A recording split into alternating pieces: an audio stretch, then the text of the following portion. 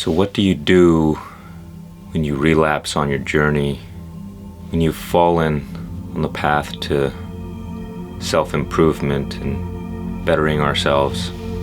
That can be a tough moment because we try so hard to do better and to be better, and for whatever reason, we self-sabotage ourselves.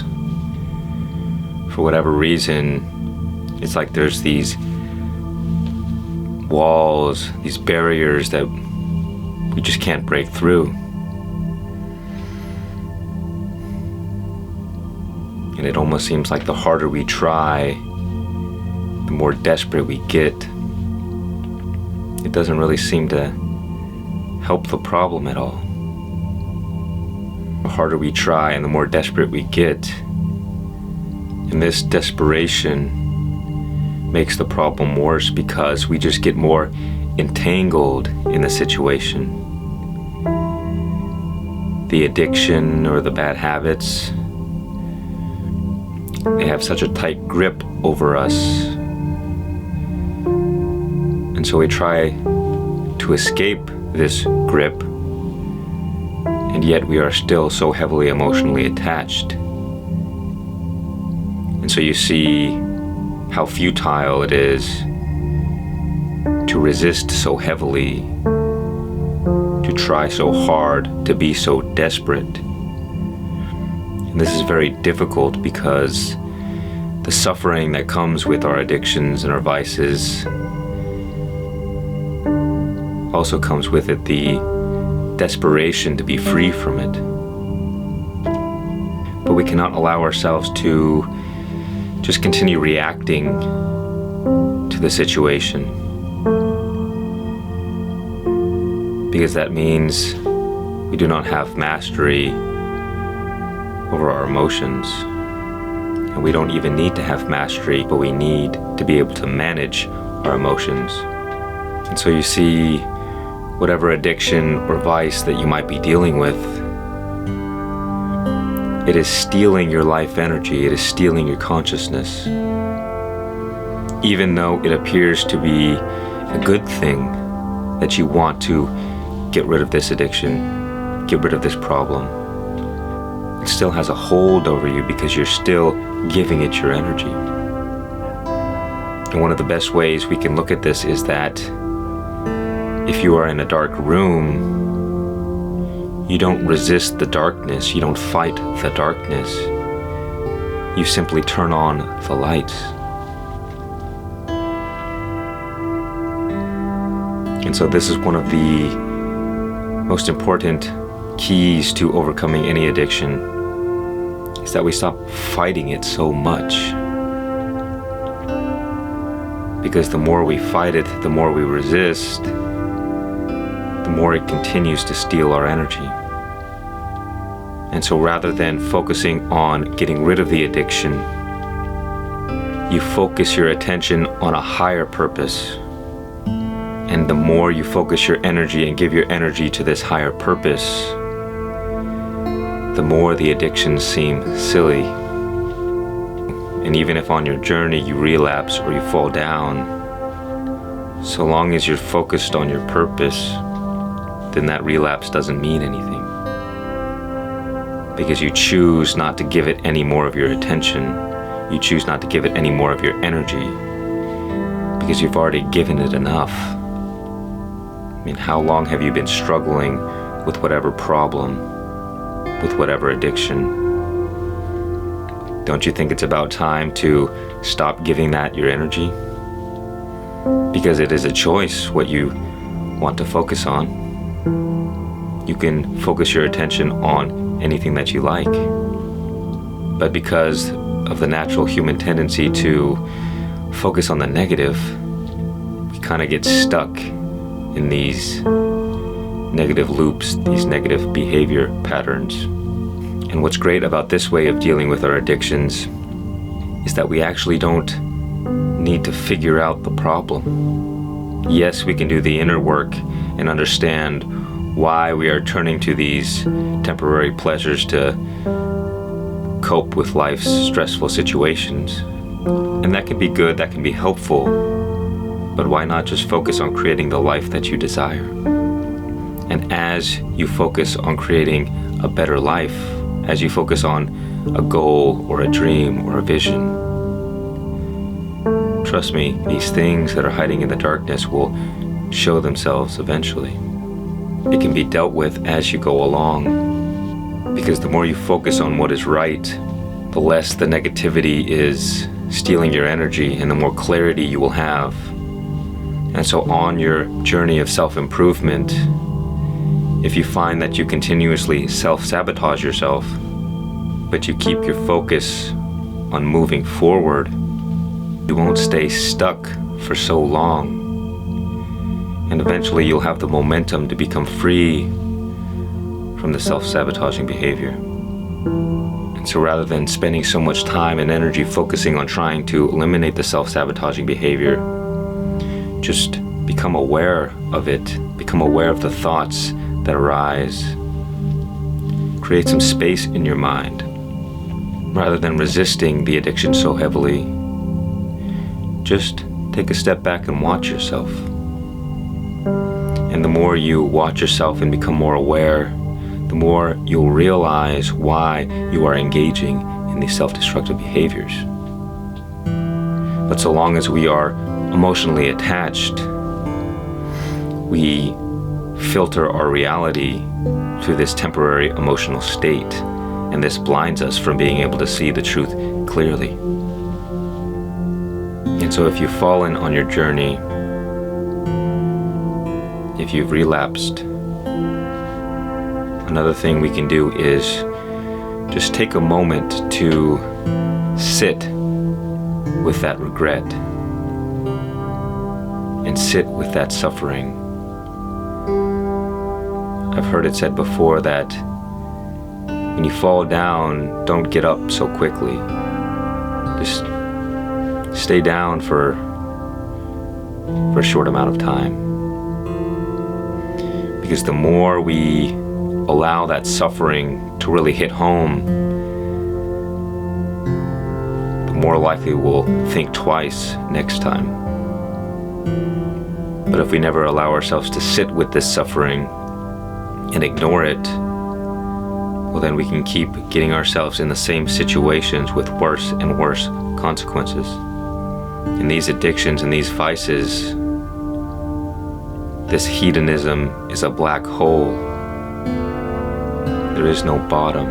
And so you have to ask yourself, how low do you want to go? Because rock bottom can be any time you like. But the reason why people have to fall down so far is because they don't sit with the suffering.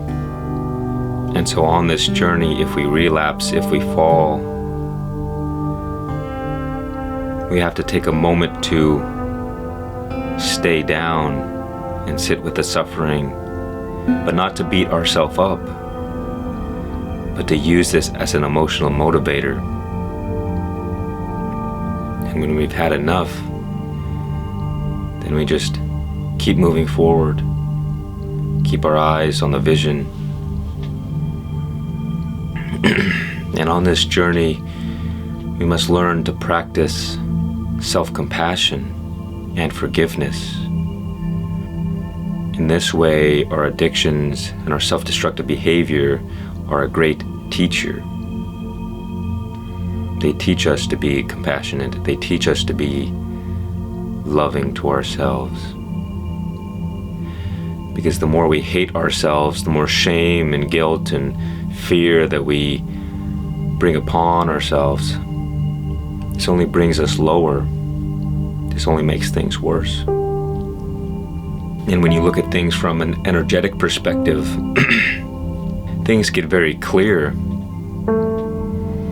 Because there's only two things that you need to be aware of. And that is this particular thing bringing my energy lower, or is it raising my energy up? Is this emotion making me more negative, or is it helping me rise up to higher states of being? Question every thought. question every action. And sometimes you just can't help yourself. Sometimes you can see yourself going down that downward spiral, and you know it's coming and you know you don't want it.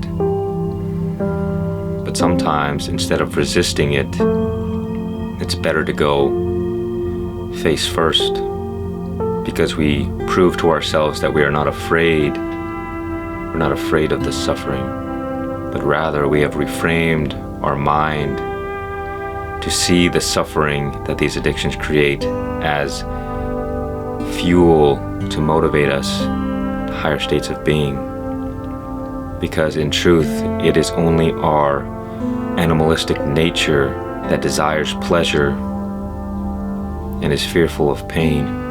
But the highest truth is that the dark and the light are both equally necessary. And so when we begin using the darkness as a tool to lift us up rather than to bring us down, we become a master of our energy. We rise above these lower animalistic states of being. And so forgive yourself for what you have done. Be kind to yourself on this journey, because the more love you feel for yourself, the quicker you'll escape any negative situations. Because ultimately the point is to grow and become better. So if you're struggling with addictions, by default, you're saying that you want to be better. Because if you weren't struggling with them, then you wouldn't care. But don't contradict yourself with self-judgment and self-hatred and fear and guilt and shame. Because you're saying you want to be better, but then your actions, your responses to the situation are bringing you to lower states of being. The more you focus on what is negative, the lower you will go. And it really is that simple. Because whatever we give our energy to, we create in this life. And when you begin observing your thoughts, your emotions, your self-talk, the words you speak out loud, you'll get a much better understanding of why your life is the way it is. Because you'll get to see what you've been focusing your energy on. But most people don't have that awareness. Most people aren't paying attention. And they end up in places where they have no idea how they got there. But it was obvious the whole time. They were just ignoring it. And this happens to so many people.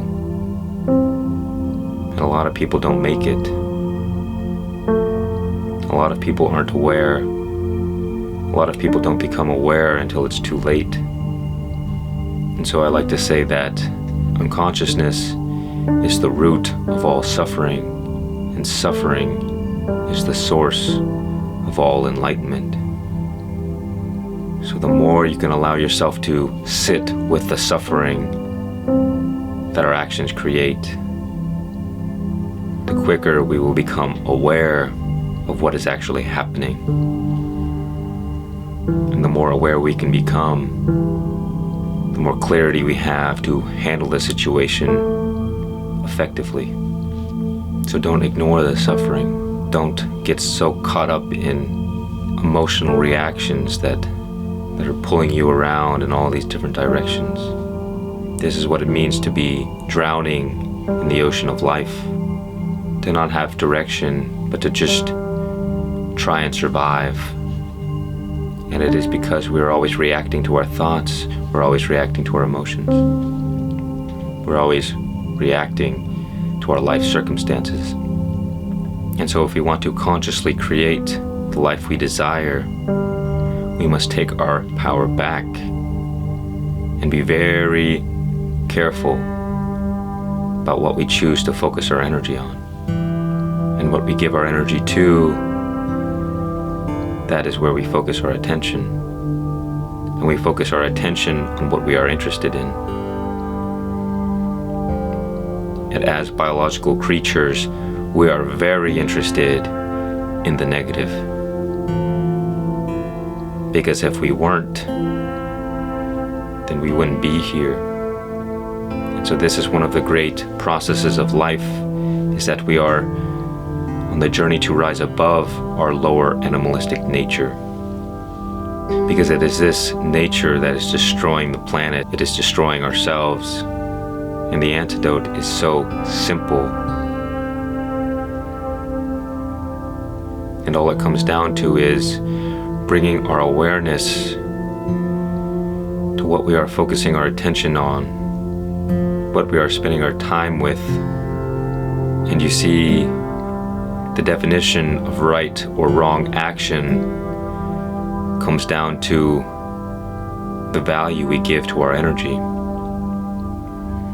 If we waste our energy on things that steal our life force, that bring no benefit, well, then that must be wrong action.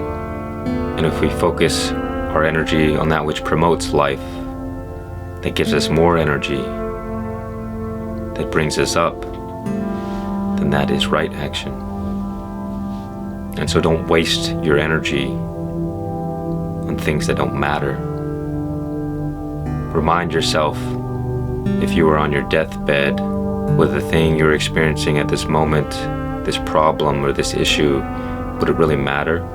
And the things you find that do truly matter are those things being affected because you're choosing to focus on these things that bring us down. And so the key to begin changing our lives, changing the way we handle our addictions and our vices, comes down to putting more value on our energy. Because what we value, we do not waste. And so we all have the most valuable resource in all of existence within us right now, in this moment. And what is your relationship with this resource, with this energy, with consciousness? Have you been wasting this energy?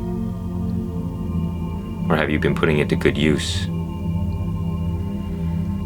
All change begins in the mind, with our perspective, with our attitudes. And oftentimes we try to fight and struggle so hard in getting rid of an addiction, getting rid of a self-destructive behavior. But that's just getting lost in the darkness. And so we must just orient our attention on the highest good, and everything else will take care of itself naturally.